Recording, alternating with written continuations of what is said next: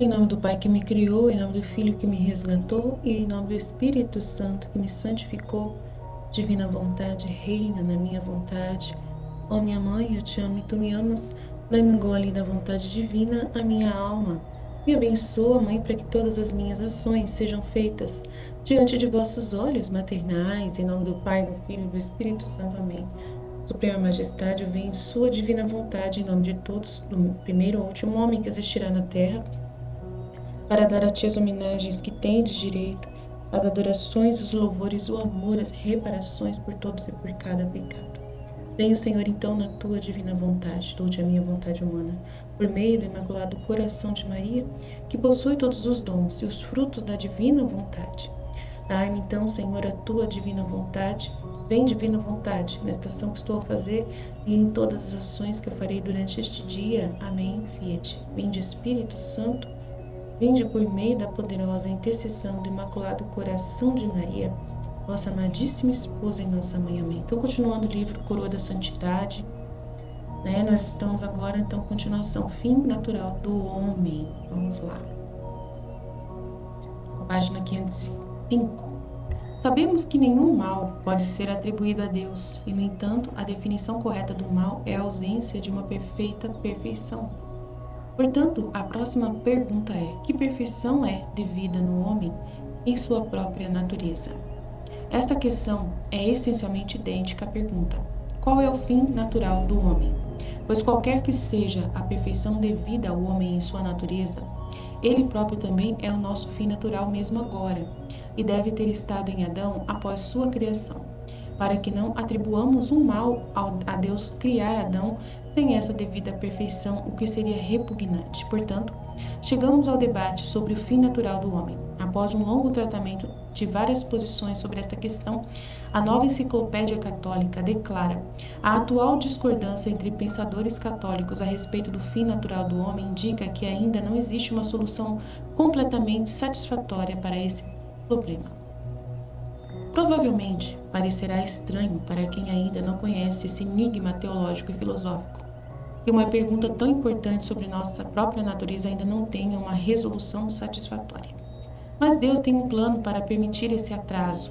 As revelações de Luísa dão uma solução satisfatória para este problema e discutiremos atualmente a natureza desta resolução. Então, ele está dizendo aqui que esse fim natural do homem não foi definido pela igreja, não foi entendido pela igreja até hoje, né? Até o momento que a Luísa escreveu, não tinha sido, o magistério da igreja não tinha sido ainda entendido ainda o fim natural do homem, né? Depois do juízo final, né? Não tinha ainda entendido ainda direito, né? Primeiro é necessário algum histórico. Um católico catequizado, ou até mesmo qualquer cristão morno, provavelmente responderá corretamente quando perguntado qual é o propósito do homem: o céu. De fato, o céu é o nosso fim último e nosso destino final. Alguém que aprendeu o catecismo, né, responderá ainda mais precisamente a mesma pergunta. Conhecer, né, o propósito do homem é conhecer, amar e servir a Deus nesta vida e ser feliz com Ele para sempre na próxima vida e eterna vida. Essas respostas, embora corretas, deixam algo de fora. O céu, a visão beatífica, embora seja verdadeiramente o nosso destino, não é, no entanto, uma perfeita perfeição em nossa própria natureza, né? Natural, comum, carnal. É antes um presente completamente gratuito de Deus. Não é um pagamento justo que surge da nossa natureza. Essa distinção é qualquer coisa, exceto cortar o cabelo, porque é devido em nossa própria natureza, é também que Adão deve ter desfrutado antes da queda, e o que devemos retornar antes dos fins dos tempos.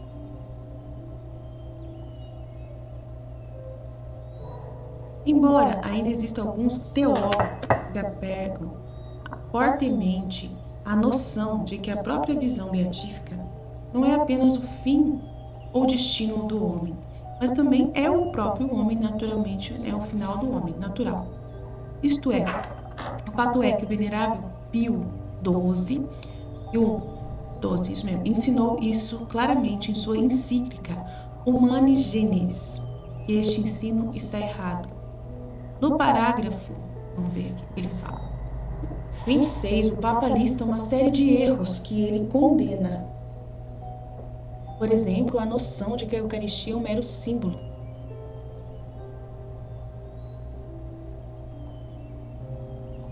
E dentre essas proposições anatematizadas, lemos: outros destroem a gravidade da ordem natural, já que Deus, sobrenatural, já que Deus, eles dizem, não podem criar seres intelectuais sem ordenar e chamando-os para a visão beatífica. Então vemos que o magistério condenou veementemente a noção de que a criação de um ser intelectual, ou seja, um homem ou um anjo, exige automaticamente que tais seres sejam ordenados, e, em outras palavras, ter o fim natural da visão beatífica. Pois, como o Papa disse, isso contradiz o fato da gratificação da ordem sobrenatural, né? Uma recompensa, entendeu? Porque uma coisa é gratuita se for dada acima e além das exigências da justiça. Enquanto Deus cria uma coisa com sua naturalmente devido, né, sua natural perfeição é um ato de justiça, não de gratuidade. Lutando com isso, com este dilema, então o que o Papa tá bravo aqui? O que o Papa não gostou? Vamos tentar entender o que o Papa não gostou, porque nossa, essa linguagem teológica aqui é difícil. Vamos tentar entender. Aqui ele está falando que ele condena, né, que o homem, todo homem tem esse fim já claro. Todo homem já tem o seu um natural final, né, de que vai ver, né, de que vai ser a recompensa para todos, né, de ver Deus, de conhecer a Deus. Todos vão conhecer a Deus. Pelo menos é isso que eu entendi. Ele lista uma série de erros que ele condena, vários. Ele fala que a Eucaristia não é um mero símbolo, não é mesmo, né?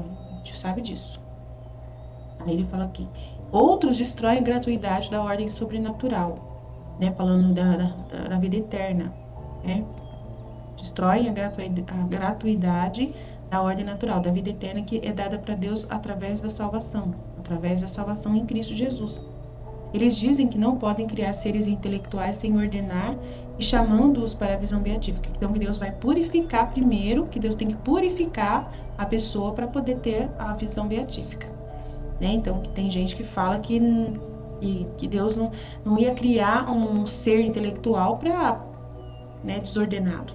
Deus não iria criar um ser intelectual desordenado. E ele não criou mesmo um ser desordenado. Foi o próprio ser em si mesmo que pecou, que decidiu, por sua livre e espontânea vontade, se desordenar, né? É isso que eu entendi. Ele está dizendo aqui que ele não aceita que falaram que Deus criou um ser humano para ele ser desordenado. Tipo assim, é isso que eu entendi aqui. Então, vemos que o magistério condenou veementemente a noção de que a criação de um ser intelectual, seja um homem ou um anjo, exige automaticamente que esse ser seja ordenado. Ele é livre, né? E, em outras palavras, ter a visão beatífica final, né?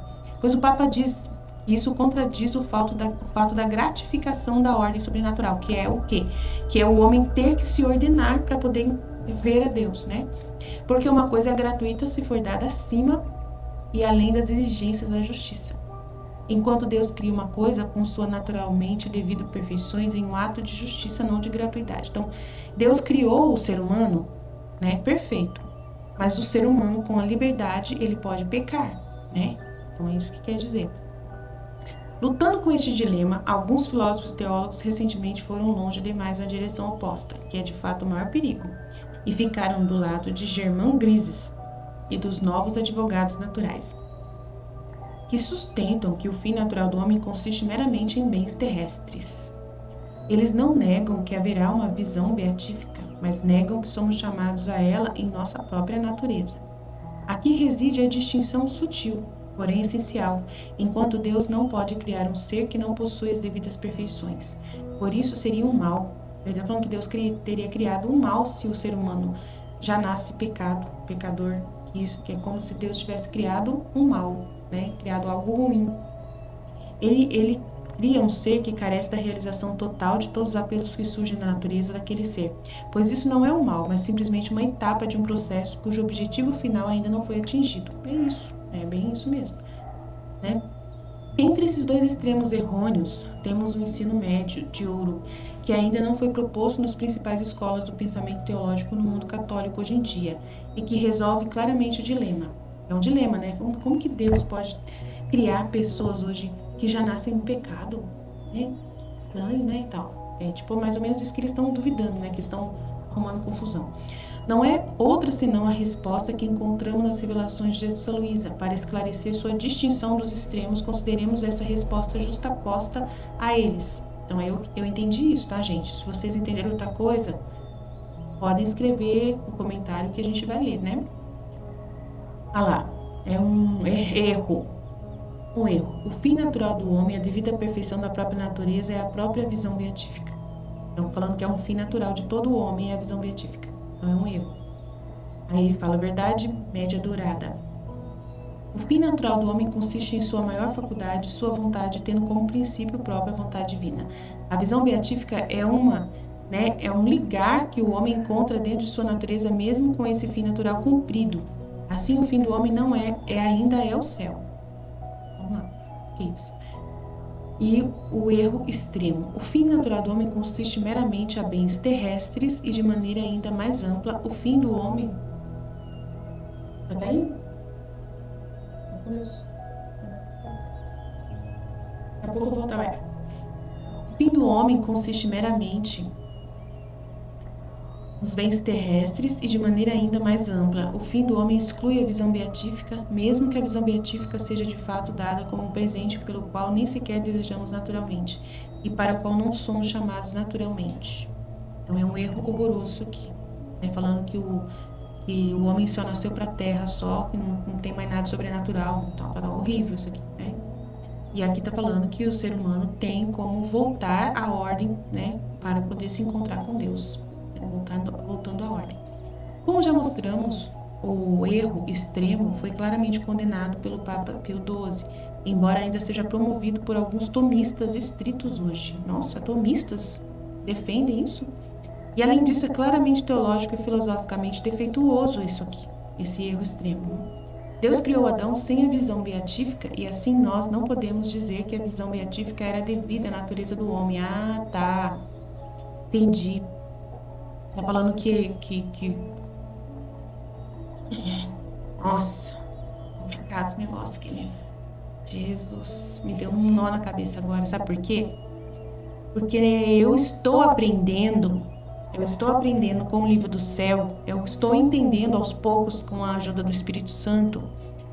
E, na verdade, Deus, a gente não vai ter a visão beatífica, né? Quando tiver o juízo, né?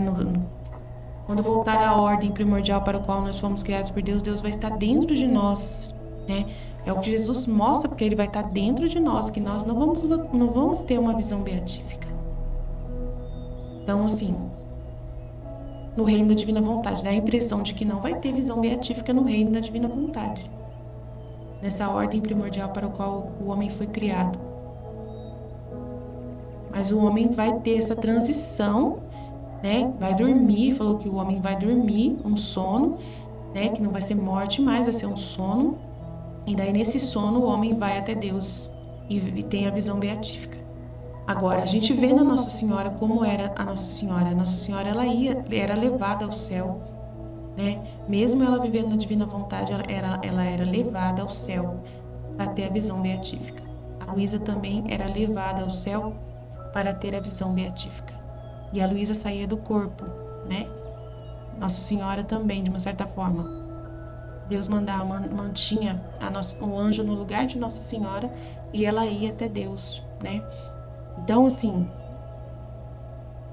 como acontecia isso com Nossa Senhora, eu acredito que nós vamos ter as duas coisas. Dá a impressão de que nós vamos ter as duas coisas. Que nós vamos ter esse dom de Deus morando dentro de nós, Deus dentro de nós, e o Deus também chamando a gente para vê-lo fora também, saindo de nós para vê-lo. Então, é o que eu entendi, pelo menos do livro do céu, dá para entender isso, né? Eu não sei se ele vai falar disso aqui, mas é o que eu entendi.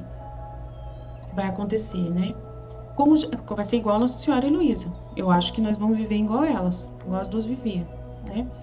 como já mostramos, o erro extremo foi claramente condenado pelo Papa Pio XII, embora ainda seja promovido por alguns tomistas estritos hoje. Então, tem tomistas que acreditam nisso aqui. Tudo bem. E, além disso, é claramente teológico e filosoficamente defeituoso. Deus criou Adão sem a visão beatífica e, assim, nós podemos dizer que a visão beatífica era algo devido à natureza do homem. Caso contrário, Deus teria cometido um mal. O erro extremo 2 é pior. Seus expoentes até condenam explicitamente o famoso ensinamento de Agostinho, que nossos corações ficam inquietos até descansarem em ti. Como um erro, veja a seção de heresias implícitas ao acusar a era de uma duplicação messiânica do céu, no capítulo contra o milenarismo, como uma explicação mais substancial do problema dessa visão. É muito problema. Nossa, gente, é muita discussão teológica. Por isso que eu parei de ler o livro da Coroa Santidade por um tempo, né, para poder a gente dar um tempo, que é muita coisa, né, complexa que ele fala aqui, e a gente não tem muito conhecimento sobre isso. Então eu deixei sem ler mesmo. Mas vamos tentar, né? Vamos tentar. Vamos ler. Só vamos ler, só. Explicar, a gente não vai conseguir explicar, mas vamos tentar entender na medida do possível, né? Ainda se pode perguntar o que faz com que a verdade média, a média de ouro, esteja correta. Aqui. Essa média aqui. Que o fim natural do homem consiste em sua maior faculdade, sua vontade, tendo como princípio própria a vontade divina. A visão beatífica é um ligar que o homem encontra dentro de sua natureza, mesmo com esse fim natural cumprido. Sim, assim o fim do homem ainda é o céu. Tá certo, eu acho que é isso mesmo, né? Porque a Luísa foi pro céu e a Nossa Senhora também, né? Então a gente tem que entender que vai ter isso também. Ainda se pode perguntar o que faz com que a verdade média de ouro esteja correta, pois apenas colocar uma proposição entre extremos errôneos não justifica por si só. Portanto, passamos a considerar positivamente porque a média de ouro listada na tabela acima é realmente a verdade. O bom, ou seja, o fim natural, em que fim se refere ao propósito objetivo, não ao fim ou cessação, não é final, é propósito e objetivo, esse fim natural do homem, tá? É propósito do homem, para o qual ele foi criado. De qualquer coisa individual sempre consiste no maior poder dessa coisa sendo completamente dominado pelo poder correspondente de um ser de natureza superior. Consequentemente, o bom ou finalidade natural de qualquer instrumento musical é ter a sua potência musical, sua maior potência como objeto físico, atualizada por um músico experiente com o próprio instrumento, não impedindo a habilidade do músico, mas encarnando lindamente o mesmo. O bem de uma planta é que seus frutos, cuja geração e sua maior potência, sejam consumidos e digeridos por um ser senciente, seja homem ou animal, de modo que a matéria desse fruto se torne tão dominada para esse ser senciente que é incorporado ao corpo deste último. O bem de um animal é ser perfeitamente obediente com sua própria consciência, seu maior poder. Ao homem e servir ao último, por exemplo, conserva-se mais claramente o fim natural de um animal em um cão de serviço domesticado, que obedece perfeitamente ao seu dono. E o fim natural, né, a finalidade natural ou boa do homem é ter sua maior faculdade, sua vontade ser completa e totalmente dominada pelo poder correspondente de Deus, né, a vontade de Deus, dominar a vontade do homem. Em outras palavras, o fim natural do homem é viver na vontade divina. A santidade comum não é suficiente? Como não poderia viver a vontade divina ser um mal? Olha que interessante essa pergunta. Oh, legal, hein? Ouvi dizer que Jesus condena o não viver em sua vontade como o maior crime. Que absurdo com essas palavras. Ele está basicamente condenando todos os santos da história da igreja antes do século XX. Não tem gente que tá, né, bravo aqui, né? Resposta.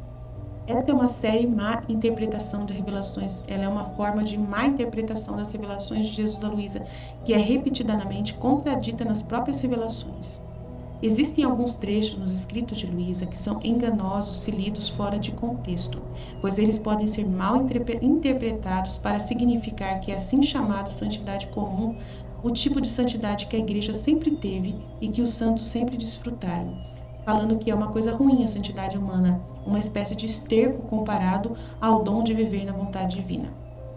Mas isso seria realmente uma grave interpretação, porque sempre que Jesus parece estar dizendo algo a Luísa, ou seja, lamentando apenas fazer a vontade divina em vez de viver nela, ele sempre se refere a alguém que deliberadamente escolhe fazer apenas a vontade de Deus e, correspondentemente, rejeita o convite para a glória ainda maior de viver nela. Por exemplo, Jesus disse a Luísa: quem faz minha vontade divina e não vive nela, encontra-se na condição de poder receber, mas não dar. E como ela vive fora de Deus, não em Deus, ela vê a terra, sente as paixões que a colocam em perigo contínuo e causam uma febre intermitente, de modo que agora se sentem saudáveis, agora doentes. Agora eles querem fazer o bem e agora se cansam, ficam entediados, ficam irritados e saem bem. Eles são exatamente como aqueles que não têm um lar para se proteger, mas vivem no meio da rua, expostos ao frio, à chuva, ao sol escaldante, a perigos e vivem de esmolas. Justa penalidade para quem poderia viver em Deus, enquanto elas se contentarem em viver fora de Deus. Lembramos também que Jesus disse a Luísa que antes que ele lhe revelasse o dom, ele não poderia ser desfrutado pelos santos da terra, pois por culpa própria eles simplesmente não viviam no tempo do seu reinado. Por definição, portanto, quase todos os santos da história da igreja não estavam vivendo na vontade divina, apesar do fato de que esses santos estavam apenas fazendo a vontade divina. Jesus não tem mais que a maior exaltação para eles em suas palavras a Luísa. Considere, por exemplo, que Jesus fala sobre o Santo Aloísio, uma alma que apenas fez a vontade divina e morreu em 1591. Veja como São Aloísio é bom, né? São Luís, acho que é São Luís, né? É São Luís, que ele apresenta para Luís, São Luís. Mas o que havia de melhor nele, que o distinguia na terra, era o amor com o qual ele trabalhava. Tudo era amor nele. O amor ocupava seu interior, o amor o cercava externamente, então pode-se dizer que até o hálito dele era amor. É por isso que se diz dele que ele nunca sofreu distração, porque o amor o inundou em todo lugar, e com esse amor ele será inundado eternamente. Como você vê, e de fato parecia que o São Luís era muito grande, capaz de queimar o mundo inteiro em cinzas. Então Jesus acrescentou: eu caminho pelas montanhas mais altas, e lá formo minha alegria. Como eu não entendi o significado disso, ele continuou dizendo: as montanhas mais altas são os santos que mais me amaram, e neles sinto minha alegria, tanto quando estão na terra quanto estão no céu, passam para o céu. Então ele não desfaz a santidade humana, não desfaz a santidade humana, tá? Nunca se desfez a santidade humana dos seus ministros, tá? Em outro lugar ele diz: minha filha, São Luís é uma flor, um santo que floresceu da terra na minha humanidade. Isso iluminou pelos reflexos dos raios do sol da minha vontade. Luís, mais que uma flor, floresceu da minha humanidade, pura, santa, nobre, possuindo a raiz do puro amor, de tal maneira que em cada pétala de sua flor se pode ver escrito amor, mas o que o torna mais bonito e brilhante são os raios da minha vontade, aos quais ele sempre foi submetido, raios que deram tanto desenvolvimento a esta flor que a tornou única na terra e no céu.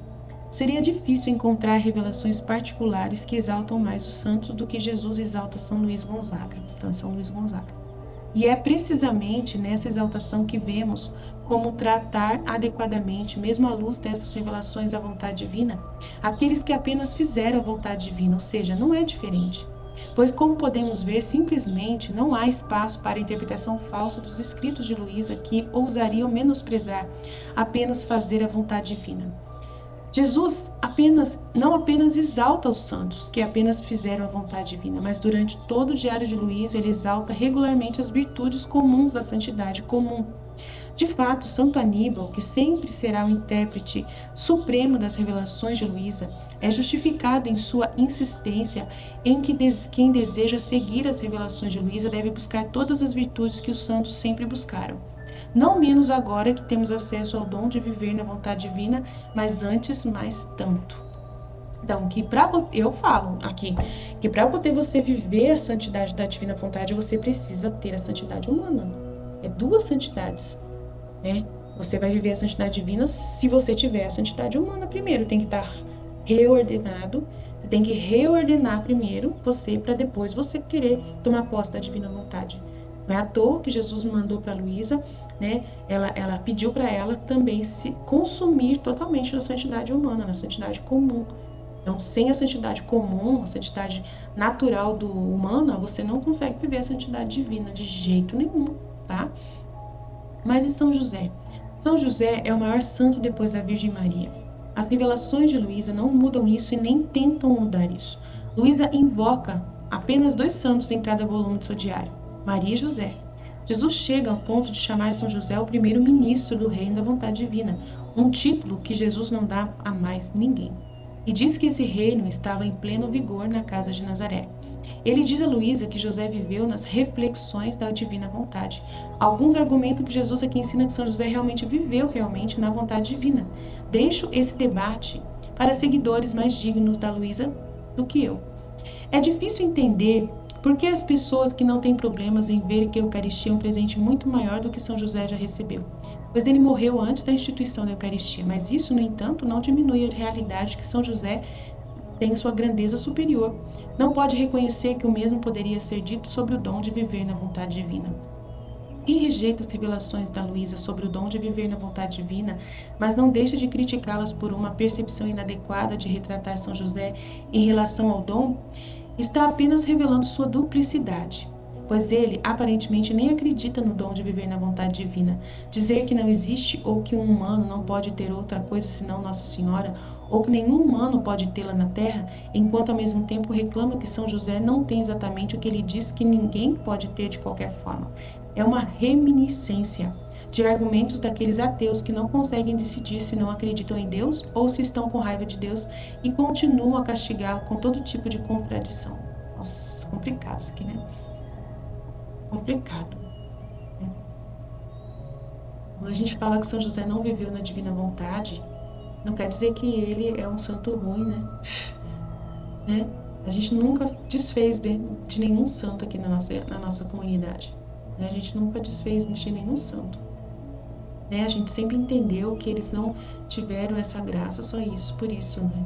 Que o dom da divina vontade foi devolvido agora pra gente, num tempo especial, um tempo mais difícil, só isso, né? Que o tempo agora é um tempo muito difícil, é isso que eu entendo, né? E ser ministro do reino não é problema nenhum. Qual o problema? Não tem problema nenhum a santidade do mesmo jeito, né? Eu acho que a santidade humana desses santos é maior do que, nossa, tão grande que a gente fica até, eu acho que eles conseguiram muito mais, né? Assim, pelo esforço que eles fizeram, né?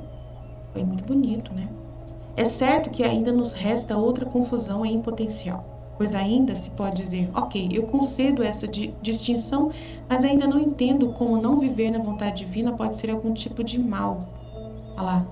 Não entendo como se eu não quiser viver na vontade divina, pode ser algum tipo de mal ou crime.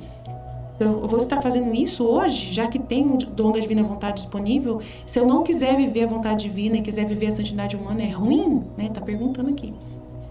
Essa é a dúvida, né? Não viver na vontade divina poderia ser um tipo de mal ou crime nesse tempo de hoje? Se alguém estiver fazendo pelo menos a vontade divina como alternativa? Pois fazer a vontade divina é uma coisa intrinsecamente boa, como poderia constituir o mal?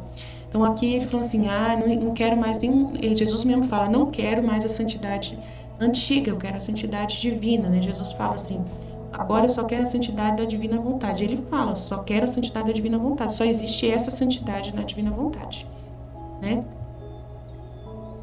Ele fala, então a gente sabe que é uma coisa delicada, né? Se alguém não quiser viver na divina vontade, a pessoa, né, não vai ter nenhuma santidade, vamos dizer assim. Porque Jesus, ele, como revelou pra gente a santidade da divina vontade, ele acha que todo mundo, né, deve querer viver na divina vontade, porque é a santidade mais maravilhosa que tem, né? E ele quer dar esses bens para todos, ele não quer que ninguém fique sem, né? Então, isso, né, é complicado. Vamos ver o que ele vai falar, mas mesmo essa objeção qualificada ainda surge de uma visão banal e não tecnizada da natureza do mal, que talvez a reduza a mera dor física e contradiga os mandamentos. Pois o próprio mal é simplesmente a ausência de uma perfeita perfeição. Mais precisamente, São Tomás de Aquino ensina que o mal é a ausência do bem, que é natural e deve ser alguma coisa. Portanto, quanto maior a perfeição que falta, mais má é a falta dela. Não é um mal para uma criança nascer sem asas, pois as asas não são devidas à natureza do homem.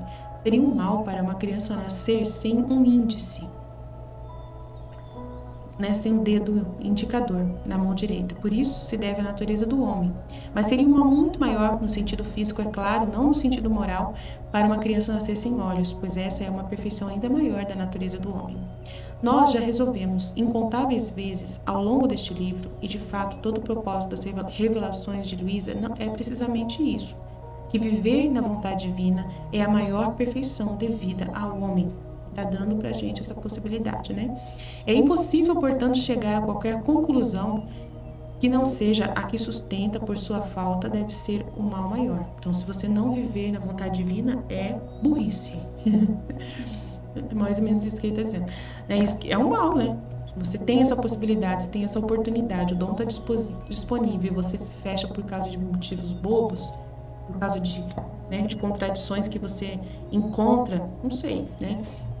Antes que Deus se dignasse a revelar o dom, sua falta não poderia ter sido um mal moral. Então, antes ele ter sido revelado, os santos que não viveram na divina vontade não fizeram mal nenhum. Naquele tempo, a santidade maior é aquela que estava disponível e eles alcançaram, né? Agora que nós temos o dom da divina vontade disponível, aí é feio, né? É chato a gente não querer, não, né? Se a gente ouviu falar desse dom, quem ouviu falar e não querer, não se interessar, é triste, né? Se ela ouviu falar o nome de Luísa Picarreta, eu falo, se você ouviu falar o nome de Luísa Picarreta, você já é chamada a viver na divina vontade, né? Antes que Deus se dignasse a revelar o dom, sua falta não poderia ter sido um mal moral, embora em certo sentido ainda fosse um mal ontológico, né? Mas era um mal que ninguém sabia. Como que a pessoa ia saber viver na divina vontade se não tinha o dom disponível, né? Uma vez que a natureza humana ainda exigia o dom, mesmo que não fosse então acessível a eles, pois nunca pode haver um dever sem um poder, né? Então ele não podia, não conseguia. Da mesma forma, antes do cristianismo, embora a humanidade caída ainda precisasse seriamente de um Salvador, nenhum pagão antes de Cristo era culpado por não reconhecer aquele que ainda não havia se tornado encarnado. Então, naquela época, sem Cristo, né, eles poderiam ser santos do mesmo jeito, né? Entendeu? Aquele que ainda não havia se tornado encarnado, e mesmo agora a ignorância invencível protege do mal moral aqueles que, embora vivam na era do cristianismo, ainda não tiveram oportunidades suficientes para reconhecer verdadeiramente a validade e a necessidade de Cristo e sua igreja. E uma coisa que Jesus ensina, que a Luísa ela pegou e repassou, né? A vontade divina de todos os outros, ela rezou em nome de todos, do primeiro ao último homem. Então, quando ele fala que nós reparamos toda a santidade dos outros, eu acredito que foi dado para eles a dignidade, né? Por causa de Luísa ter rezado em nome de todos do primeiro ao último homem. Então, na hora que ela pegou e rezou em nome de todos, reparou em nome de todos, Deus recebeu a satisfação através dela de todos os outros. Então, a santidade dos outros foi completada. É o que eu entendo, lá no céu já está completo a santidade que era devida a eles, né? Que eles não puderam viver, mas que ela rezou e ela satisfez e reparou, né, a santidade deles, dos outros santos que estão lá. Então, todos os bem-aventurados que estão no céu, eles receberam, né, o dom da divina vontade. Receberam o dom por causa de Luísa ter rezado por eles. Entenderam? Receberam os bens, os frutos do dom da divina vontade lá no céu. Nossa Senhora, quando foi para o céu, levou também os frutos que ela conquistou, né? Porque ela também rezou em nome de todos, primeiro ao último homem, né? Reparou em nome de todos, né? Pediu o Messias em nome de todos. Então, foi como se todo mundo tivesse pedido o Messias junto com Nossa Senhora. Foi isso que eu entendi. Então, aqui não está sendo falado sobre isso, mas é o que é bem claro, né? Que a Luísa e a Nossa Senhora fizeram atos em nome de todos. Jesus também fez atos em nome de todos. Então, ele religou tudo o que faltou nos outros. Então, os outros estão agora completos pelo conhecimento, pelo entendimento que chegou até eles, né? Que toda a luz que é revelada na terra vai para o céu, né? Vai para o céu e os santos desfrutam dos frutos de quem está conquistando as coisas aqui na terra ainda. Então, as conquistas que estão aqui na terra ainda vão todas para o céu e os santos de lá usufruem dos mesmos bens que nós estamos usufruindo também. Então, é isso que eu entendo, pelo menos é o que eu tenho lido do livro do céu que Jesus vem falando para mim, né? Dá para entender claramente isso no livro do céu. Antes que Deus se dignasse a revelar o dom, sua falta não poderia ter sido um mal moral, tal, tal, tal. Embora a humanidade caída ainda precisasse seriamente de um Salvador, nenhum pagão antes de Cristo era culpado por não reconhecer aquele que ainda não tinha se encarnado. E mesmo agora, a ignorância invencível protege do mal moral aqueles que, embora vivam na era do cristianismo, ainda não tiveram oportunidade suficiente para reconhecer verdadeiramente a validade e a necessidade de Cristo da sua igreja. Então, tem muita gente que está vivendo hoje, que é cristão, mas não aceita Jesus da igreja católica, não aceita a igreja católica, né? E aí, né, não é o mal moral que essa pessoa não viva a fé como Deus quer, né? Porque ela não, né? Ela é ignorante, a pessoa é ignorante ainda, né? Do mesmo modo, as repreensões de Jesus dirigidas a não viver em sua vontade são dirigidas apenas àqueles que vivem em tempo em que ele se dignou dar o presente e que a pessoa ouviu falar da Luísa, tá? Então, a pessoa tem que ouvir falar da Luísa. Se ela não ouviu falar da Luísa Picarreta, nunca nem ouviu falar, desculpa, não tem como essa pessoa tá fazendo pecado por não ter a vontade divina. Não tem como, não tá em pecado. Conhecem seu desejo de dar o presente. 3. Adquirir um entendimento suficiente sobre esse desejo dele para uma pessoa assim, de fato, rejeitar esta oferta de viver na vontade divina pelo desejo de fazer apenas sua vontade é um grande mal. Então, a pessoa que ela rejeita o dom da divina vontade depois de ter ouvido falar dele, para viver a sua vontade humana, ela realmente está fazendo mal, né? Ela é consciente ainda, né? Consciente. A pessoa que rejeita a divina vontade, por algum motivo, seja qual for, para viver a sua própria vontade humana, né? Não há nada novo no diagnóstico em que um grande mal é visto como tendo surgido de circunstâncias que envolvem a escolha de um bem objetivo, mas em contradição com a escolha de um bem maior. Ao longo da história da igreja e da história da salvação, talvez os maiores obstáculos ao plano de Deus para o mundo e para a vida dos indivíduos não venham daqueles que promovem diretamente o mal, mas da rejeição de bens maiores que Deus deseja dar, ostensivamente para o bem da humanidade. De um bem, né, de um bem menor. Este é um grande obstáculo para a providência. É por isso que os fariseus preferiram sua lei mosaica à lei da graça de Cristo, dizendo totalmente a si mesmo que o vinho velho é melhor. Por isso que o jovem rico nos evangelhos se foi triste, rejeitando o grande bem de seguir radicalmente a Cristo e o bem menor de simplesmente obedecer aos mandamentos, e porque até hoje muitas vocações se perdem. É por isso que tantos católicos se privaram de torrentes de graça, preferindo o jansenismo de só receber a comunhão uma vez por ano, a insistência do Papa Pio XII de que os católicos deveriam receber todas as semanas, né? É por isso que até recentemente muitos católicos rejeitaram as revelações da Divina Misericórdia dadas a Santa Faustina, vendo-as como uma afronta às revelações do Sagrado Coração dadas a Santa Margarida Maria Alacoque. Não sabia disso não. Não sabia que é uma afronta às revelações do Sagrado Coração. Isso aqui, não entendi. Agora eu fiquei curiosa. Uau, não sabia disso não, que a Divina Misericórdia é uma afronta às revelações do Sagrado Coração dadas... Uau, não sabia disso não, gente. Isso aqui é novidade, eu quero saber sobre isso aqui. Agora eu tô curiosa. Nossa, eu não sabia disso aqui não. E é uma das razões pelas quais hoje alguns rejeitam as revelações da vontade divina confiada a Luísa pelo próprio Jesus e rejeitam o convite que mora na vontade de Deus para viver na divina vontade, porque eles preferem a espiritualidade que se preocupa apenas com fazer a vontade de Deus. A santidade não consiste em descobrir intelectualmente algumas coisas objetivamente boas e proceder para fechar os ouvidos a Deus enquanto persegue apenas essas coisas específicas. A santidade consiste em sair do caminho de Deus. Consiste, do fato, em ouvi-lo e fazer sua vontade, que também significa viver em sua vontade, se é isso que ele pede de nós hoje, né? Então, tá vendo? Então, é uma das razões pelas quais hoje rejeito as revelações da vontade divina confiada a Luísa pelo próprio Jesus e rejeitam o convite para viver na vontade divina porque eles preferem, né, somente a espiritualidade que é conhecida pelos padres, da maioria dos padres, né? Mas eu fico preocupada porque aqui no Brasil os padres, eles não se interessam por mística, eles são teologia da libertação, a maioria. Uma grande parte dos padres. Tem os padres da renovação carismática. Aí eles acreditam, eles falam muito dos santos, eles acreditam. Mas é poucos, a maioria dos padres foram formados na teologia da libertação. sinceramente. Então, e esses aí não tem muita mística, não buscam muito a mística, não. Não buscam muito a mística. Tomar cuidado, né? Amém? Aí depois a gente continua lendo mais. Jesus, eu confio em vós. Fiat, fiat, fiat.